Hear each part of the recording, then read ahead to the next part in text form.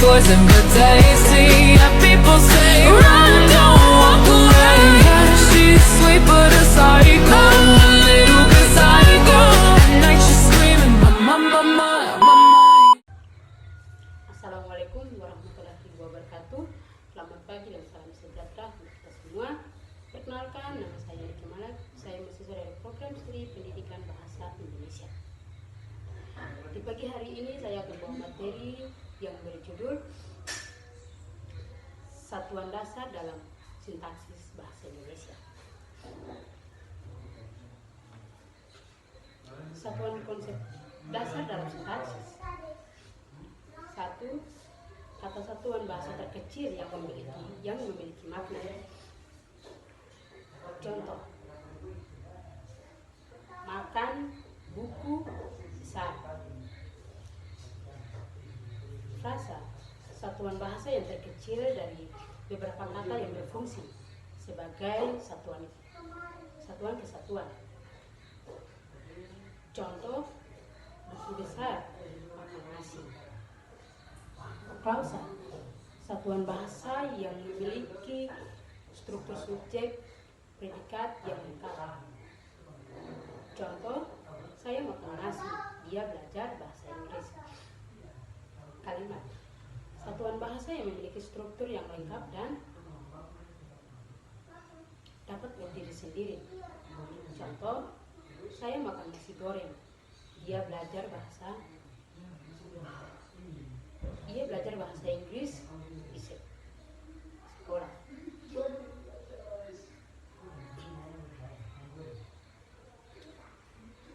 Kalimat, jelaskan kalimat. Kalimat adalah satuan bahasa yang memiliki struktur lengkap dan dapat berdiri sendiri dari subjek dan predikat. Kalimat digunakan untuk menyampaikan informasi, gagasan, atau pesan kepada orang lain. Contoh kalimat: saya makan nasi goreng, dia belajar bahasa Inggris, anak itu bermain di taman, ibu memasak makanan di dapur. Ciri-ciri kalimat: memiliki struktur lengkap, subjek dan predikat, dapat berdiri sendiri sebagai satuan bahasa yang lengkap, digunakan untuk menyampaikan informasi, gagasan, atau pesan. Dengan demikian, kalimat adalah satuan bahasa yang penting untuk menyampaikan informasi dan gagasan kepada orang lain. Kalimat, fungsi subjek dan predikat. Subjek adalah bagian kalimat yang menunjukkan pada orang, benda, atau yang dibicarakan. Fungsi subjek adalah menentukan topik atau fokus kalimat, mengidentifikasi pelaku atau objek yang melakukan tindakan. Fungsi predikat. Predikat adalah bagian kalimat yang menunjukkan pada tindakan atau keadaan subjek. Fungsi predikat adalah menjelaskan tindakan atau kegiatan yang dilakukan oleh subjek, yang menjelaskan keadaan atau sifat subjek.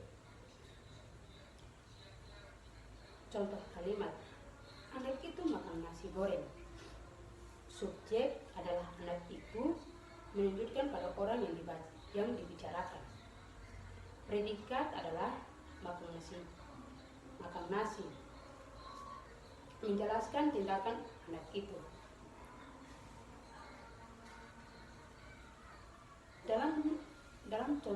Dalam contoh di atas, subjek dan anak itu menentukan topik kalimat, sedangkan predikat memakan nasi goreng menjelaskan tindakan yang dilakukan oleh anak itu. Kalimat aktif.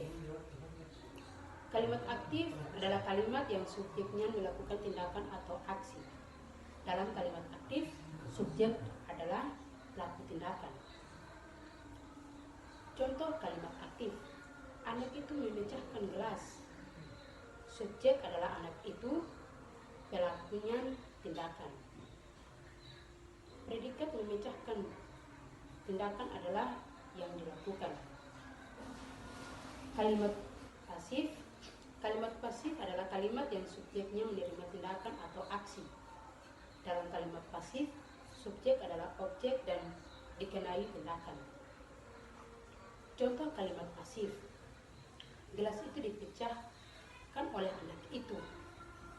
Subjek adalah gelas itu, objek yang dikenai adalah tindakan. Predikat adalah dipecahkan, tindakan yang diterima. Berdasarkan kalimat aktif dan pasif, kalimat aktif menekankan pada pelaku tindakan, sedangkan kalimat pasif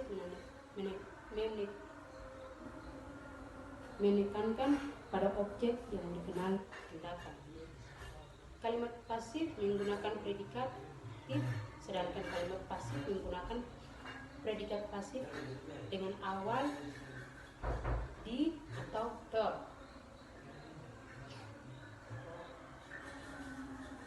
Kalimat frasa. Frasa dan klausa. Kalimat frasa adalah satuan bahasa yang terdiri dari beberapa kata yang berfungsi sebagai satuan kesatuan. Dalam kalimat, frasa tidak memiliki struktur subjek predikat yang lengkap. Contoh kalimat frasa. Buku merah. Frasa nomina. Berjalan cepat. Frasa verbal. Klausa. Klausa adalah satuan bahasa yang memiliki struktur subjek predikat yang lengkap, tetapi belum tentu dapat berdiri sendiri sebagai kalimat yang lengkap. Contoh klausa. Saya makan nasi goreng.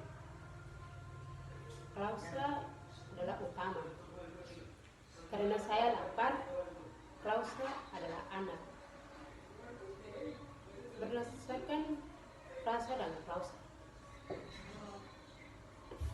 Frasa tidak memiliki struktur subjek predikat yang lengkap, sedangkan klausa memiliki struktur yang subjeknya predikat yang lengkap.